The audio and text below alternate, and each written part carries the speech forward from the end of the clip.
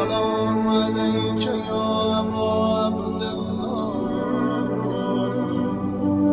السلام عليك يا ابن رسول الله بسم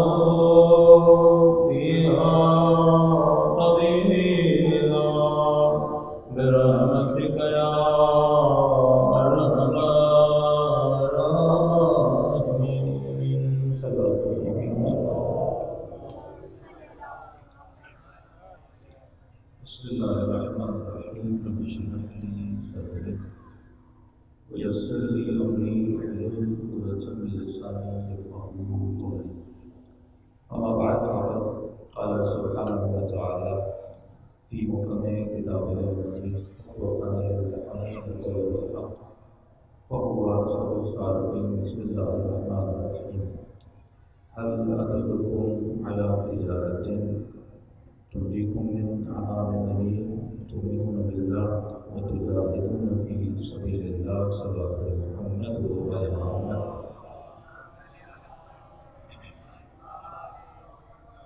دعا ہے کہ پروردگار عالمین ایام اعلیٰ میں ہم سب کی عبادتوں کو اپنی بارگاہ میں قبول فرما دے اور جس مقصد حیات اور زندگی کی وجہ سے یہ مجالس رکھی جاتی ہیں مقاصد میں ہم سب کو کامیابیاں نصیب فرمائے.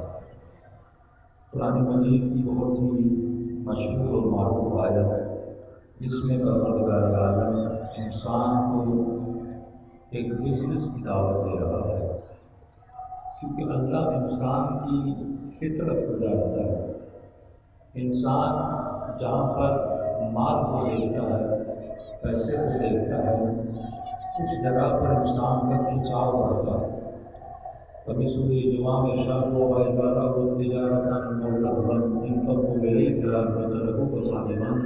اے حبیب، جب یہ تجارت کو دیکھتے ہیں، جب یہ لہو و لعب کو دیکھتے ہیں، جب یہ مال و دولت کو دیکھتا ہے، وَتَرَكُوكَ قَائِمًا، تو کھڑا رہتا ہے لیکن یہ بندہ تجارت کے پیچھے بھاگ جاتا ہے، تو اسے بلا رہا ہوتا ہے لیکن یہ دنیا کی طرف کھینچتا ہوا چلا جاتا ہے۔ تو اللہ نے سوچا کہ وہ انسان جس کی نگاہ میں بزنس کی بڑی اہمیت ہے، جس کی نگاہ میں تجارت کی بڑی اہمیت ہے، اب اس انسان کو اگر دعوت حق دے رہا ہے تو تجارت کے نام سے دے رہا ہے۔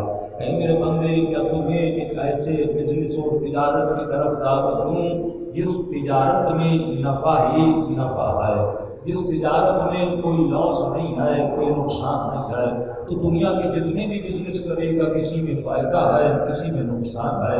دنیا کا کوئی بھی ایسا بزنس نہیں ہے جس میں فائدہ ہی فائدہ ہو، بلکہ ہر بزنس پروفٹ اینڈ لاس کی بنیاد پہ ہوتا ہے۔ لیکن میرے بندے، تجھے ایک ایسا بزنس کی طرف دعوت دوں جس میں فائدہ ہی فائدہ ہے، جس میں نقصان ہے ہی نہیں۔ پروردگارہ، یہ بزنس کروں تو کیسے کروں، یہ تجارت کروں تو کیسے کروں؟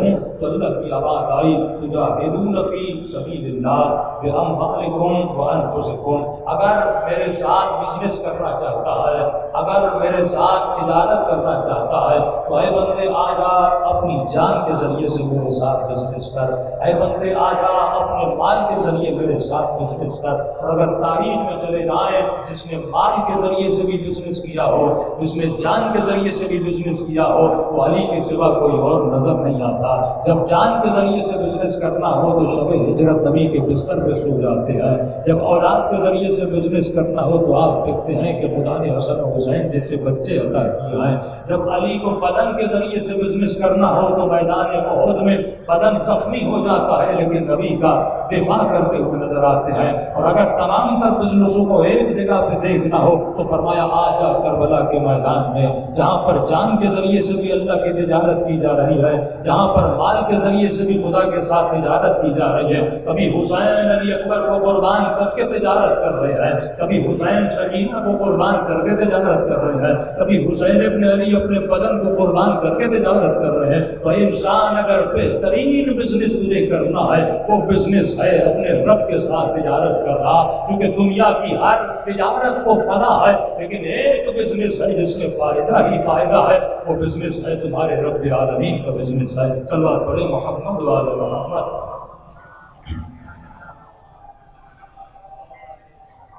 تو خدا تصور دے رہا ہے انسان کو بقا کا تصور، کیونکہ انسان کو دو تصورات جب بھی دنیا میں آتا ہے اسے ملتے ہیں۔ ایک تصور وہ ہے جو آپ کو شیطان نے دیا، ایک تصور وہ ہے جو آپ کو رحمان نے دیا۔ اب مختصر کر کے اس طرح بتاؤں کہ دنیا کا تصور مال تھا، دنیا کا تصور معاش تھا۔ یہ بچہ بچپن سے جب ٹی وی اور یوٹیوب دیکھتا ہے اسے ایک ہی تصور ملتا ہے، اگر تجھے کامیاب ہونا ہے، اگر تجھے سکسیسفل ہونا ہے تو اس کے لیے ضروری ہے کہ تمہارے پاس مال ہونا چاہیے، اس کے لیے ضروری ہے تمہارے پاس دولت ہونی چاہیے۔ اور یہ تصور ہمیں ملتا کہاں سے ہے؟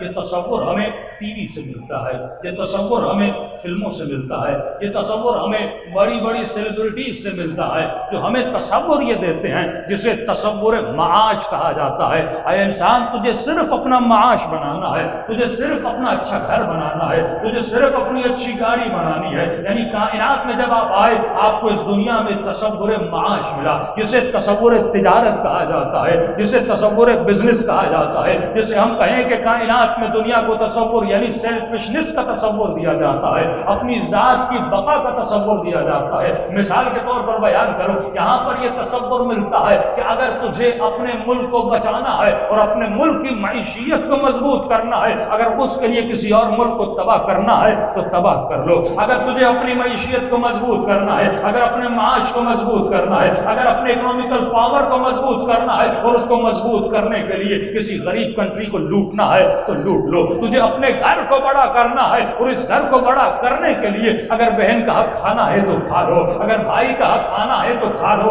اگر کسی کی چوری کرنی ہے تو کر لو، کیونکہ تجھے تو مالدار بننا ہے، تجھے تو اپنے معاش کو مضبوط کرنا ہے، تجھے تو اپنی زندگی کو مضبوط کرنا ہے، اور اگر اس کو مضبوط کرنے کے لیے کہیں پر رشوت دینی پڑے تو رشوت دے دو۔ بچپن سے یہی سوچ بچے کو سکھائی جاتی ہے، تجھے وہ نوکری کرنی ہے جس میں مال ہو، یہ تصور نہیں کہ وہ مال حلال کا ہے یا حرام کا ہے، تصور یہ دیا جاتا ہے کہ تجھے خود کو اکنومیکلی مضبوط کرنا ہے، تجھے اپنے معاش کو مضبوط کرنا ہے، اور یہ تصور کہاں سے ملتا ہے؟ یہ تصور ٹی وی سے ملتا ہے، یہ تصور سینما سے ملتا ہے۔ یہی وہ تصور تھا جس تصور سے لڑنے کے لیے حسین بن علی کربلا سے نکلے۔ یزید کس کی بقا کے لیے تھا؟ وہ ذات کی بقا تھی کہ میرا تخت بچ جائے، میری حکومت بچ جائے، میرا مال بچ جائے، میری نسل بچ جائے، اگر کچھ ہوتا ہے تو ہو جائے، اگر دنیا تباہ کرنی پڑے تو میں تباہ کر دوں گا، لیکن اپنی حکومت کو بچا دوں گا۔ یہی تصور معاش تھا۔ ہمارا مسئلہ یہی ہے کہ ہم نے روایات کے صرف لفظوں کو پکڑ لیا،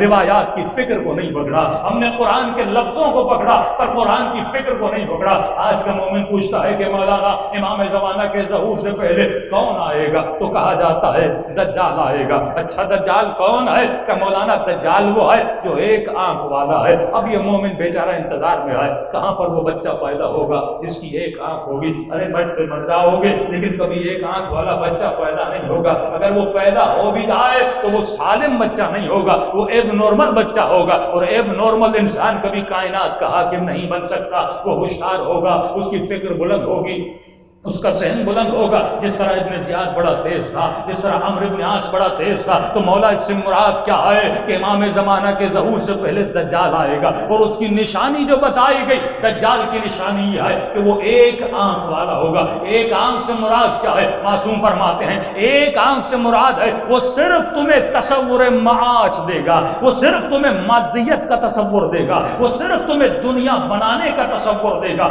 دوسری آنکھ اس کے پاس نہیں ہوگی، وہ اپنے سارے فیصلے ایک آنکھ سے کرے گا۔ بیٹی کا رشتہ کرنا ہے معاش کے تصور سے کرے گا، بیٹی گھر میں لانی ہے معاش کے تصور سے کرے گا، اسے جاب کرنی ہے معاش کے تصور سے کرے گا، اسے یونیورسٹی میں جا کر کسی سبجیکٹ کو سلیکٹ کرنا ہے وہ معاش کے تصور سے کرے گا۔ یعنی اس کی نگاہ میں صرف معاش ہوگا کہ میں وہ کام کروں جس سے مال بنے، میں وہ کام کروں جس سے شہرت بنے، میں وہ کام کروں جس سے میرا مقام بڑھے۔ لیکن معصوم فرماتے ہیں یہ تصور شیطان ہے، یہ تصور صہیونی ہے، یہ تصور ظالم کا تصور ہے۔ لیکن اے علی والے حسین کا تصور کیا تھا؟ معصوم فرماتے ہیں ہمارا چاہنے والا دو آنکھوں والا ہے، ایک آنکھ والا نہیں ہے۔ یعنی وہ دو تصورات کو رکھتا ہے، ایک تصور کو نہیں رکھتا۔ مولا وہ دو تصور کون سے ہیں؟ فرمایا ہمارا چاہنے والا معاش کی آنکھ بھی رکھتا ہے، یعنی اسے معاش بھی بنانا ہے، لیکن اس کے ساتھ ساتھ ایک دوسری آنکھ رکھتا ہے جو حسین والی آنکھ ہے، جو علی والی آنکھ ہے، جو کربلا والی آنکھ ہے۔ مولا وہ دوسری آنکھ کون سی ہے؟ فرمایا وہ معاش کی آنکھ بھی رکھتا ہے، وہ معاد کی آنکھ بھی رکھتا ہے، وہ معاش کا بھی سوچتا ہے، وہ معاد کا بھی سوچتا ہے۔ معاد یعنی تصور قیامت، معاد یعنی تصور قبر، معاد یعنی تصور موت۔ وہ جو بھی کام کرتا ہے کمانے جاتا ہے، لیکن اس سے پہلے یہ سوچتا ہے یہ کمائی میری قبر کے کام آئے گی یا نہیں، یہ مال میری آخرت کو بچائے گا کہ نہیں۔ وہ کسی مال کو لینے جاتا ہے لیکن اس سے پہلے یہ سوچتا ہے، کیونکہ اس کی نگاہ میں معاد ہے، وہ فیصلہ کرنے سے پہلے معاد کا سوچتا ہے۔ تبھی لوگ علی کے پاس آتے تھے، اے علی ابن ابی طالب آپ کو سیاست نہیں آتی۔ امام فرماتے کیوں؟ کہ مولا آپ کی حکومت کو اس نے ہڑپ لیا، مولا آپ تو ظاہری طور پر ہار گئے۔ امام فرماتے اس کو ہار نہیں کہتے، اگر میں اسی کی طرح مکر کرنے پر آؤں تو علی سے بڑا عرب میں کوئی مکار نہ ملے، لیکن علی مکر کرنے نہیں آیا، علی عبادت کرنے آیا ہے۔ فرمایا وہ عقل مندی نہیں ہے جس عقل سے مکر کیا جائے۔ مولا عقل مندی کیا ہے؟ ابا العقل ما عبد به الرحمن، عقل مند وہ ہے جو اپنی عقل سے رحمان کی عبادت کرے، نہ کہ رحمان کی مخالفت کرے۔ لوگ مشورے دیتے تھے یا علی طلحہ کو بصرہ کی حکومت دیجیے، زبیر کو کوفے کی حکومت دیجیے، چند سالوں کے لیے امیر شام کو برداشت کریے، جب آپ کے قدم مضبوط ہو جائیں یا علی اس کے بعد آپ کیا کریے گا؟ معاویہ کو ہٹا دیجیے گا۔ امام کا جملہ سنیے، امام فرماتے ہیں یہ دنیا کی حکومت مچھر کے پر کے برابر بھی نہیں ہے، کیونکہ علی کی نگاہ معاش پر بھی ہے، معاد پر بھی ہوئی ہے۔ مولا فرماتے میں ایک دن کے لیے بھی کسی ظالم کی حکومت کو برداشت نہیں کروں گا، کیونکہ معاد کے دن کو علی کو جواب دینا ہے، قیامت کے دن جواب دینا ہے۔ اور یہی جنگ صفین ہے، جب وہ علی کے پانی پہ قبضہ کرتے ہیں، کئی دنوں تک مولا کے پانی کو بند کرتے ہیں، جب یہاں سے وار ہوتا ہے اور امیر شام کے لشکر کے پانی پہ مولا قبضہ کر لیتے ہیں، اب لوگ عمرو بن عاص کو کہتے ہیں اے عمرو بن عاص، ہم تو جنگ کو ہار گئے، ہم نے علی پر پانی کو بند کیا تھا، اب علی ہم پر پانی بند کریں گے۔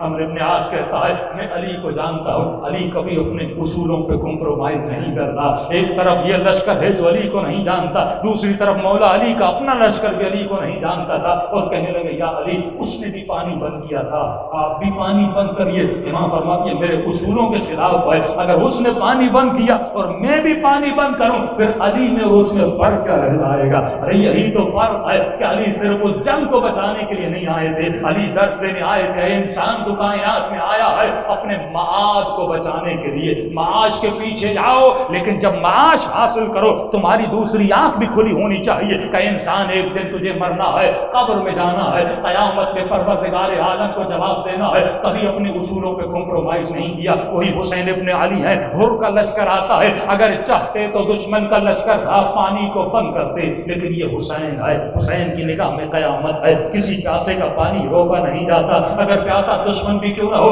اسے پانی دیا جاتا ہے۔ تو حسین نے پیغام یہ دیا کہ حسین ابن علی اپنے معاد کو بچانے کے لیے آیا ہے۔ یزید نے اپنے معاش کو بچا لیا لیکن اپنے معاد کو تباہ و برباد کر لیا۔ تو آج جو سوچ نظام کفر آپ کو دے رہا ہے وہ معاش کی سوچ ہے کہ تجھے صرف مال بنانا ہے، دنیا بنانی ہے، لیکن اپنی آخرت کا نہیں سوچنا۔ سبق پڑھیں محمد و آل محمد۔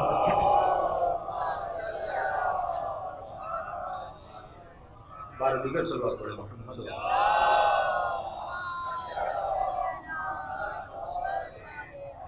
میں بڑی تیزی سے گزر رہا ہوں کیونکہ آج ٹائم کم ہے، اگر کل آپ کوشش کریں ٹھیک 8 بجے مجلس شروع ہو جائے، کیونکہ مجھے 9:30 بجے شریعت الحسین پہنچنا ہوتا ہے، تو آپ بھی عرائض اہل بیت علیہ السلام سے استفادہ کر سکیں گے۔ تو معصوم فرماتا ہے انسان دونوں آنکھیں تمہاری کھلی ہونی چاہیے، تمہارے معاد کو بھی مضبوط کرنا ہے اور اپنے معاش کو بھی مضبوط کرنا ہے۔ زندگی میں جو بھی فیصلہ کرو تمہاری نگاہوں میں دونوں چیزیں ہونی چاہیے۔ دیکھیے آپ ٹی وی کھولتے ہیں، یہ دنیا آپ کو تصور کیا دیتی ہے؟ 2 نظاموں کی آپس میں جنگ ہے۔ ایک طرف ہم کہتے ہیں نظام ولایت، وہ نظام معاد کا نظام ہے، ایک طرف نظام معاش ہے۔ جس طرح ویسٹرن ورلڈ کا پورا نظام کس پہ چلتا ہے؟ معاش پہ چلتا ہے۔ وہاں پر اگر نظم ہے معاش کی وجہ سے، وہاں پر اگر قانون پہ عمل کیا جاتا ہے معاش کی وجہ سے۔ اس کی مثال اس طرح ہے کہ ایک پاکستانی جب پاکستان میں رہتا ہے قانون پہ عمل نہیں کرتا، اور یہی پاکستانی جب UK اور آسٹریلیا چلا جاتا ہے یہ رات کے 2 بجے بھی سگنل کے پیچھے رک جاتا ہے۔ یہ اتنا قانون مند کیسے بن گیا؟ یہ اتنا با اخلاق کیسے بن گیا؟ صرف معاش کی وجہ سے، کیونکہ وہاں پر کیمرہ لگا ہے، اور کیمرہ نے اگر اس کو کیپچر کر لیا، اگر یہ دن میں 200 پاؤنڈ کماتا ہے اور اگر ایک ریڈ سگنل کو اس نے کراس کر دیا اس کو 100 پاؤنڈ دینا پڑے گا۔ تو یہ معاش کی وجہ سے اپنی گاڑی کو دور کھڑا کرتا ہے، لیکن کیسے ایسی سرکل میں نہیں جاتا جہاں پہ اس کو فائن بھرنا پڑے۔ وہاں پر حکومتوں کو چلایا جاتا ہے مال کے ذریعے سے۔ وہاں پر اگر کوئی ٹیکس نہیں دیتا اور یہ کہا جاتا ہے کہ اگر آپ ٹیکس چوری کا بتاؤ گے تو آپ کو 50% دیا جائے گا، اب یہ معاش کی خاطر اس کی چوری کو پکڑواتا ہے، وہ چاہے اپنا دوست ہی کیوں نہ ہو وہ اس کو پکڑوا لیتا ہے تاکہ اس کو معاش اس کا مضبوط ہو جائے۔ اس کا پورا نظام جو ہے وہ کس پہ چل رہا ہے؟ معاش پہ چل رہا ہے۔ یہیں تک کہ آپ کے پاکستان کا وزیر اعظم 2 ارب کے لیے ایک ظالم حکمران کا ڈرائیور بن جاتا ہے۔ کس کے لیے؟ معاش کے لیے، تاکہ معاش مضبوط ہو جائے۔ یہاں پر ڈرامے کس چیز کو چلاتے ہیں؟ بھائی اگر ہم نے ایکٹر ایکٹریسز کو دوپٹے پہنا دیے کوئی ہمیں دیکھا کہ نہیں، ہماری ریٹنگ نہیں بڑھے گی، ہمارے سبسکرائبرز نہیں بڑھیں گے۔ یا آج ٹک ٹاک کو آپ دیکھ رہے ہیں، یا آج فیس بک کو آپ دیکھ رہے ہیں، یا آپ مختلف چینلز یوٹیوب کے دیکھتے ہیں کہ اوٹ پٹانگ حرکتیں کی جاتی ہیں۔ کس کے لیے؟ تاکہ میرے سبسکرائبر بڑھیں۔ سبسکرائبر کیوں بڑھے؟ جتنے سبسکرائبر بڑھیں گے اتنی یوٹیوب سے ارننگ ہوگی۔ کس کو مضبوط کیا جا رہا ہے؟ معاش کو مضبوط کیا جا رہا ہے. یہ ڈرٹی یعنی گندی شہرت حاصل کی جاتی ہے. بعض خواتین اپنی عزت کو پامال کر دیتی ہیں, بے حیائی پھیلاتی ہیں صرف اس لیے تاکہ مجھے دیکھا جائے, میں دیکھی جاؤں. دیکھی جاؤں گی تو کیا ہوگا؟ مجھے شہرت ملے گی. شہرت ملے گی تو کیا ہوگا؟ مجھے مال ملے گا, مجھے پیسہ ملے گا. یعنی نظریہ صرف ہے مجھے معاش کو مضبوط کرنا ہے. اب قیامت میں کیا ہوگا, قبر میں کیا ہوگا, خدا کو کیا جواب دینا ہے, یہ اس سے لینا دینا نہیں ہے. اسے صرف اپنے معاش کو مضبوط کرنا ہے. اور دیکھیے ہمارا بھی نظریہ, آج معیار کیا ہے؟ آج معیار علم نہیں ہے. آج معیار یہ ہے کون سی پرسنالٹی, کون سا شخص زیادہ مشہور ہے. آپ کو بہت سارے ایسے علماء ملیں گے جو بہت سارے پڑھے لکھے, گھر سے خارج پڑھنے والے, لیکن جب آپ ان کی تقریروں میں جائیں گے, ہم چولی میں بہت بڑے عالم دین پڑھتے تھے, جب ان کی مجلس میں گئے تقریباً کوئی 14-15 لوگ بیٹھے ہوئے تھے, بہت پڑھے لکھے, لیکن دوسری طرف ایک بندہ تھا جس کے پاس شہرت تھی, جس کے پاس شہرت تھی, علم نہیں تھا, شہرت تھی, لوگ اس کو سننے جا رہے تھے. آج معیار بن گیا معاش, یعنی کس کے پاس شہرت ہے, کس کے پاس حکومت ہے, کس کے پاس پاور ہے, کس کے پاس بڑی گاڑی ہے, کس کے پاس بڑا گھر ہے. امام فرماتے ہیں آخری زمانے میں لوگ عزت کس کی کریں گے؟ فرمائے آخری زمانے میں لوگوں کا خدا سکہ بن جائے گا, لوگوں کا خدا پیٹ بن جائے گا. یہ اس کے سامنے جھکیں گے جس کے پاس سکہ ہے, کیونکہ آخری زمانے میں حکومت کس کی ہوگی؟ معاش کی ہوگی. اگر امیر شام نے حکومت کو جیتا تو کس کے ذریعے سے جتوایا؟ معاش کے ذریعے سے جتوایا. اور علی کے پاس اتنے لوگ نہیں تھے, اگر مولا نے چند لوگ جمع کیے اور حسین نے اگر 70-72 لوگ جمع کیے, وہ کس کی وجہ سے جمع کیے؟ معاش کی وجہ سے جمع کیے. تبھی ان میں ثبات قدم نظر آتا ہے. امام فرماتے ہیں بعض لوگ جو معاش کے پیچھے ہوتے ہیں ان کا ایمان مچھر کے پر کی طرح ہوتا ہے, یا مچھر کی طرح ہوتا ہے, یا ہلکے سے کاغذ کی طرح ہوتا ہے, جہاں کی ہوا لگتی ہے وہیں پہ اڑتے ہوئے چلے جاتے ہیں. لیکن فرماتے ہیں میرا چاہنے والا کا جبل الراس ایک مضبوط پہاڑ کی طرح ہوتا ہے, اسے دنیا کا کوئی طوفان ہلا نہیں سکتا. تو یہ سوچ ہم ڈیلیور کہاں سے کر رہے ہیں, یہ سوچ ہمیں ملتی کہاں سے ہے؟ یہ میڈیا سے ملتی ہے. آپ سمپل سا جملہ یوٹیوب پہ لکھیں کہ مجھے سکسیسفل بننا ہے, مجھے کامیاب بننا ہے, میں کامیاب کیسے بنوں؟ تو جواب یہ ملتا ہے how to become a billionaire. تو بلینئر کیسے بنے گا, بڑی گاڑی کیسے لے گا. آپ کے لیے رول ماڈلز بنائے جاتے ہیں, آپ کے لیے زندگی کا ایک تصور بنایا جاتا ہے. اب یہ بچپن سے بچہ ٹی وی پہ بیٹھتا ہے, ٹی وی پہ چند ہی تصورات, چند ہی کہانیاں آپ کو نظر آئیں گی. غریب لڑکی ہے, امیر لڑکا ہے, امیر لڑکا ہے, غریب لڑکی ہے. آپ کو ڈرامے کس چیز صورت میں دکھائے جاتے ہیں؟ آپ کو ایک پوش ایریا دکھایا جاتا ہے, بڑے گھر دکھائے جاتے ہیں, بڑی گاڑیاں دکھائی جاتی ہیں, ہائی اسٹینڈرڈ کے فیشن اسٹینڈرڈ دکھائے جاتے ہیں. اب ظاہر یہ غریب بچہ, یہ غریب بچی جب گھر میں بیٹھ کے یہ ڈرامہ دیکھتا ہے, اس کے وجود میں حسرت پیدا ہوتی ہے, اس کے وجود میں حسرت پیدا ہوتی ہے کہ میرے پاس بھی یہ ہو, ایسا گھر ہو, ایسی گاڑی ہو, ایسی موبائل ہو. اب اس کی زندگی کا ایک ایم بنتا ہے, اس کی زندگی کا ایک مقصد بنتا ہے. مقصد کیا بنتا ہے؟ مجھے یہ گاڑی چاہیے, مجھے یہ گھر چاہیے, مجھے یہ مال چاہیے. اب جب اس کی تک و دو میں لگتا ہے, اس کا سوچ یہ ہے کہ مجھے کسی بھی صورت میں یہ گاڑی حاصل کرنی ہے, مجھے کسی بھی صورت میں یہ گھر چاہیے, کیونکہ ٹی وی نے اسے ایک ایم دکھایا ہے, ٹی وی نے اس کا ایک ہدف بنایا ہے, اس کو ایک لائف کا اسٹیٹس دکھایا کہ تم اگر اس اسٹیٹس پہ نہیں آتے تو تمہاری زندگی تباہ ہے, اگر یہ اسٹیٹس حاصل نہیں کرتے تو تم ناکام ترین انسان ہو. ارے انسان, یہ لوگ عزت کس کی کرتے ہیں؟ جس کے پاس یہ اسٹیٹس ہو. اب یہ کسی بھی صورت میں اس اسٹیٹس کو حاصل کرنا چاہتا ہے. چوری کرنی پڑی ہے چوری کرے گا, رشوت دینی پڑی ہے رشوت دے گا, جھوٹ بولنا پڑا یہ جھوٹ دے گا, بھائی کا حق غصب کرنا پڑا غصب کرے گا. کیوں ایک زمین کے ٹکڑے کے پیچھے بھائی بھائی کو قتل کرتا ہے, بھتیجا چچے کو قتل کرتا ہے؟ کیوں؟ کیونکہ اس کے ذہن میں کیا ہے؟ صرف معاش ہے. لیکن دوسری طرف کربلا کے میدان میں آتے ہو جہاں معاد ہی معاد ہے, جہاں پہ لٹانے کا تصور ہے, جمع کرنے کا تصور نہیں ہے, جہاں پر ایثار کا تصور ہے, جہاں پر قربانی کا تصور ہے, جہاں حسین اپنا سارا پانی سکینہ کو دے دیتے ہیں. اور عجیب مقام فکر ہے کہ ایک مرتبہ لشکر یزید کہتا ہے ہم نے دیکھا کہ حسین نے پانی پر قبضہ کر لیا, اور جب نہر فرات پر پہنچے ہم نے اتنے زخم دیے تھے حسین بن علی کے بدن پر کہ سارا خون بہ چکا تھا.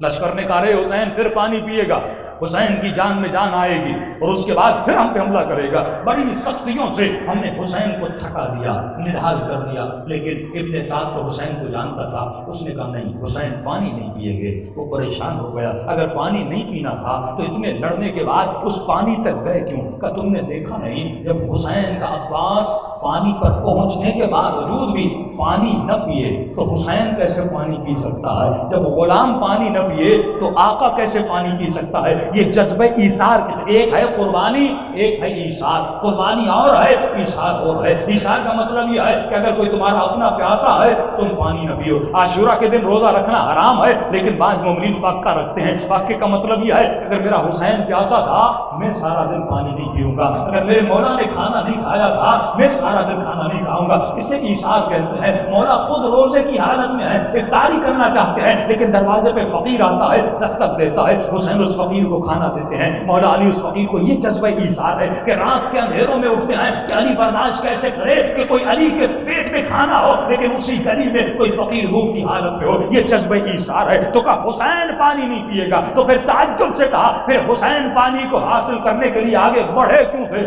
اب غور سے دیکھو حسین بڑھے کیوں تھے؟ ایک مرتبہ جب لشکر یزید نے دیکھا حسین اپنے گھوڑے کو پانی پلا رہے ہیں، اپنی پیاس کی فکر نہیں ہے، لیکن جس گھوڑے پر سوار ہے حسین، کیونکہ مولا کی ڈیوٹی ہے اے حسین جنگ لڑنا بھی فرض ہے، لیکن جس حیوان پہ تو سوار ہے اگر وہ حیوان پیاسا ہے تو اس کا مالک ہے، تجھے اس کی پیاس کا بھی خیال رکھنا ہے، تجھے اس کی بھوک کا بھی خیال رکھنا ہے۔ مولا اس کو پانی پلا رہے ہیں۔ حضرت عباس فرماتے ہیں جب اور کا لشکر پہنچا امام نے فرمایا عباس یہ سارا پانی اونٹوں سے اتار دو۔ عباس فرماتے پانی اتنا زیادہ تھا، میں نے کہا مولا یہ پانی لشکر سے بھی زیادہ ہے، مجھے سمجھ نہیں آ رہی۔ حسین کو کہتے ہیں سارا پانی اتار دو۔ عباس فرماتے میں فکر میں تھا ارے یہ پانی لشکر سے بھی زیادہ ہے، سارا پانی اتروایا کیوں ہے؟ جب پورے لشکر نے پانی پی لیا اس وقت امام نے فرمایا کہ عباس اب یہ پانی اور کے لشکر کے گھوڑوں کو بھی پلاؤ۔ اگلا جملہ اور بڑا عجیب، یہ انسانیت کا تصور، یہ معاد کا تصور جو آپ کو کربلا سے ملتا ہے کائنات میں کسی اور سرزمین سے نہیں ملتا۔ جب سب نے پانی پی لیا مولا نے فرمایا عباس گھوڑوں کو بھی پانی پلاؤ۔ جناب عباس فرماتے جب گھوڑوں کو پانی پلانا شروع کیا اگلا جملہ عجیب تھا، فرمایا عباس جب تک گھوڑا خود اپنا منہ پانی سے نہ اٹھائے تم پانی کو دور نہ کرنا۔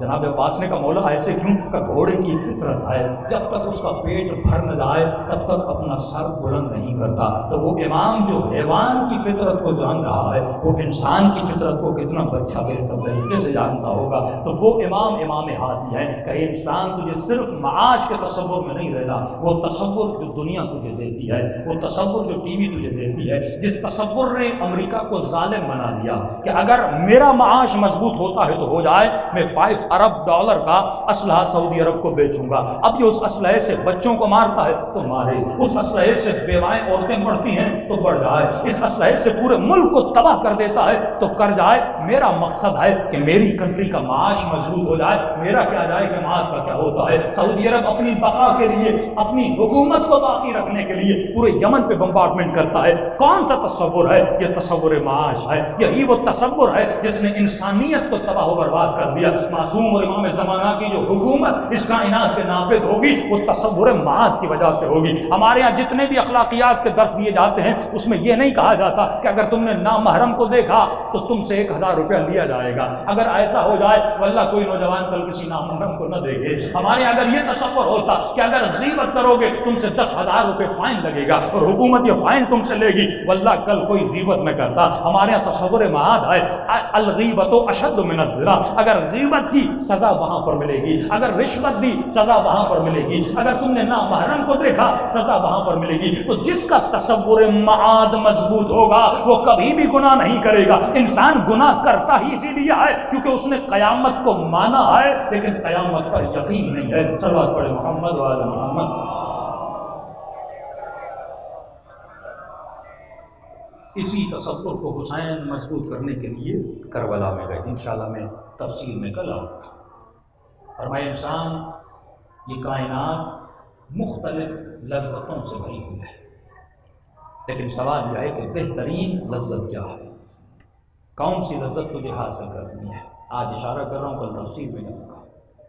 میں تنہائی میں بہت سوچتا تھا کہ خدا نے مختلف لذتوں کو خلق کیا، کھانے کی لذت، پینے کی لذت، گوشت کھانے کی لذت، سبزی کھانے کی لذت، یہ مختلف لذتیں ہیں، ہر لذت ایک جیسی بھی نہیں۔ لیکن میں نے کہا پروردگارا یہ لذتیں تو عام ہیں، یعنی اگر میں سیب کھا لوں مجھے لذت ملتی ہے تو یہ سیب اگر کوئی کافر کھائے اسے بھی لذت ملتی ہے۔ اگر دودھ پینا مجھے اچھا لگتا ہے تو اگر کوئی فاسق و فاجر بھی دودھ پیے اسے بھی اچھا لگتا ہے۔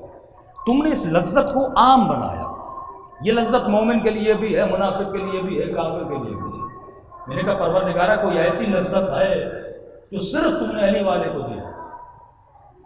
کوئی ایسی لذت ہے؟ لذت عبادت تو متقین کے لیے ہے، وہ تو ایک الگ بحث ہے، لیکن ایک ایسی لذت جو گناہ بھی کرتا ہے لیکن علی کا چاہنے والا بھی ہے، محب حسین بھی ہے، عاشق علی بھی ہے، عزادار بھی ہے، کوئی ایسی لذت ہو پروردگارہ جو خاص ہو اہل بیت کے چاہنے والوں کے لیے؟ تو واللہ ایک لذت ہے جو خدا نے صرف آپ کو دی ہے، کسی اور قوم کو نہیں دی۔ وہ کون سی لذت ہے؟ وہ لذت ہے ذکر حسین کی لذت۔ دنیا لاکھوں خرچ کرتی ہے کہ کوئی ہمیں ہنسائے، شیعہ پیسہ خرچہ کرتے ہیں کوئی ہمیں رلائے، دنیا تعجب کرتی ہے اسے رونے میں مزہ کیا ملتا ہے، اس کو رونے میں کون سا سکون ملتا ہے۔ دنیا ایسی میں سونا چاہتی ہے، یہ 10 دن محرم کے باہر نکلتے ہیں، نجف سے لے کر کربلا یہ پیدل جاتا ہے، پاؤں پھٹ جاتے ہیں لیکن اسے پرواہ نہیں ہوتی۔ کیا یہ لذت نہیں ہے؟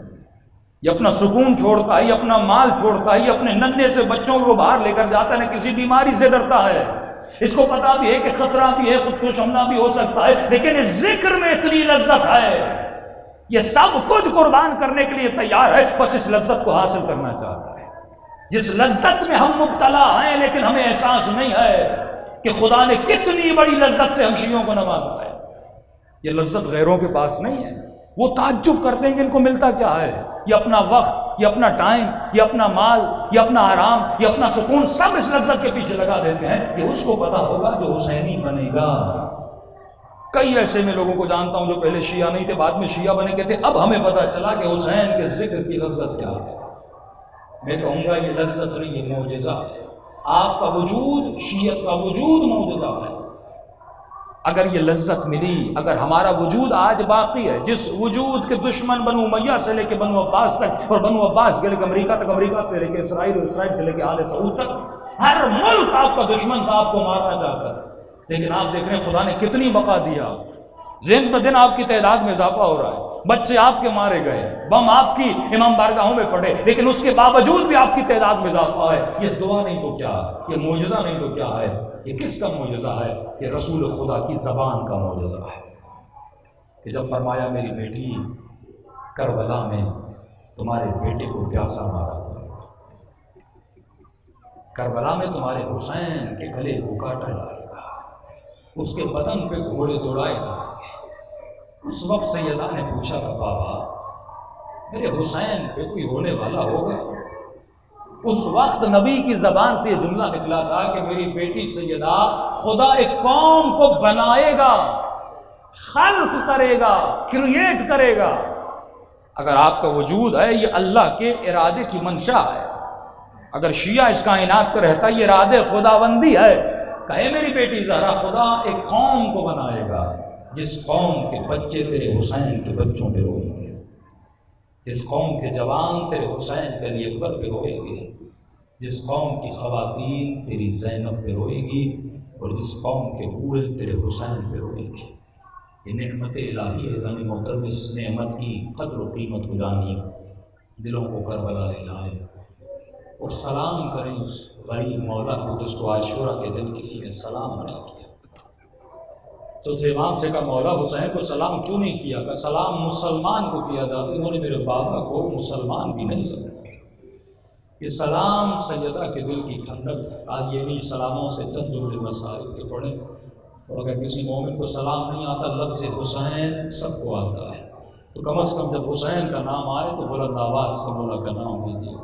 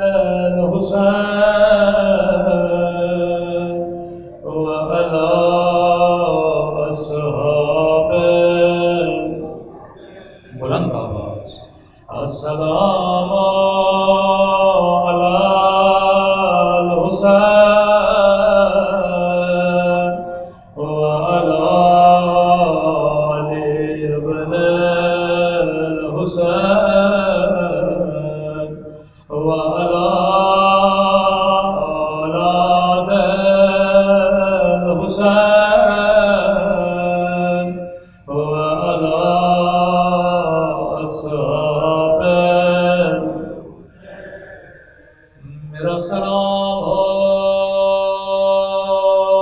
زینب کے لٹتی ہوئی چادر پہ، میرا سلام ہو سکینہ کی یتیمی پہ۔ عزیزوں یہ سلام امام زمانہ کے سلام ہے، یہ میرے جملے نہیں ہیں۔ فرمایا میرا سلام ہو زخمی کلایوں پہ، میرا سلام ہو خشک پھٹے ہوئے ہونٹوں پہ جن پہ ظالم چھڑی مارا تھا، میرا سلام ہو ان رخساروں پہ جن کا رنگ بدلتا رہا، میرا سلام ہو کربلا کے اس شہید پہ او جس کی گردن کو پیچھے سے کاٹا گیا۔ فرمائے میرے دادا کے غم میں رونے والوں، تو میرے دادا کے غم میں پانی روتا ہے، لیکن تیرا امام زمانہ خون روتا ہے۔ اے عزادار تو سن کے برداشت نہیں کرتا، لیکن میں نے اپنی آنکھوں سے دیکھا ظالم میری سکینہ کو تماچے مارو۔ 40 سال امام سجاد روئے، جب پانی پہ نگاہ پڑتی دارو قطار روتے، بازار میں کسی گوشت کے دکان پہ نگاہ پڑتی ہائے میرا قاسم، ہائے میرا علی اکبر کر کے روتے۔ ایک مرتبہ کسائی کہتا ہے میں گوشت پہ کپڑا رکھنا بھول گیا، امام سجاد بازار میں آئے، جیسے گوشت پہ نگاہ پڑی بلند بلند آواز سے رونے لگا۔ مجھ سے پہلا سوال کیا کسائی کیا تو نے حیوان کو پانی پلایا تھا یا نہیں؟ میں نے کہا مولا مسلمانوں میں جانتا ہوں حیوان کو ذبح کرنے سے پہلے پانی پلایا جاتا ہے۔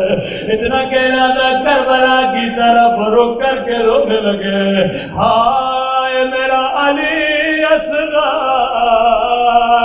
ہائے میرا پیاسا بابا۔ دوسرا سوال کیا کسائی جب تو نے حیوان کو ذبح کیا کیا تو نے چھری کو تند کیا تھا یا نہیں؟ کیا تو نے چھری کو تیز کیا تھا یا نہیں؟ کہ مولا مجھے پتا ہے حیوان کو تکلیف نہ ہو، اسی لیے میں چھری کو تیز کرتا ہوں۔ یہاں پر کربلا کی طرف رک گیا، رو کر کہنے لگے خنجرے خود سے میرے بابا کا گلا کاٹ گیا، او ظالم نے 10 وار کیے تب جا کے میرے بابا کا گلا کاٹ۔ تیسرا سوال رلا دینے والا سوال، رو کر کہا کسائی جب تو حیوان کو ذبح کر رہا تھا کہیں دوسرا حیوان تو نہیں دیکھ رہا تھا؟ کہ مولا میں مسلمان ہوں، مجھے پتا ہے حیوان کو حیوان کے سامنے ذبح نہیں کرتے۔ یہاں زمین پہ بیٹھے رو کر کہنے لگے ہائے میری پھوپھی زینب، او 70 قدموں سے دیکھ رہی تھی، او شمر بابا کے سینے پہ سوار تھا۔ تنصر على القوم الظالمین۔ پروردگارہ مظلومیت سیدہ کا واسطہ ہمارے مولا اور آقا امام کا ظہور فرما، ہم سب کو مولا کے اوان اور انصار میں شریک فرما، اس مجلس کا ثواب بانیان مجلس کے مرحومین تک پہنچا دے۔ پروردگار ہم سب کو زبان ذاکر عطا فرما، بدن صابر عطا فرما، دل شاکر عطا فرما، عقل سالم عطا فرمائے۔